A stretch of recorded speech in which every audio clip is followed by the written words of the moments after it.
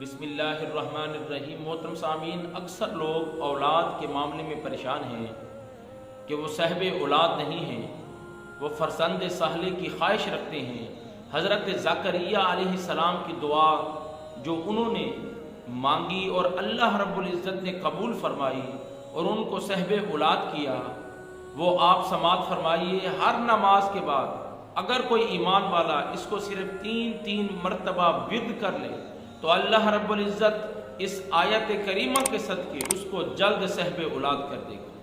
وہ جتنا بھی نا امید ہونے کی کوشش کرے، اس کی ساری نا امیدیاں اللہ رب العزت دور کر دے گا۔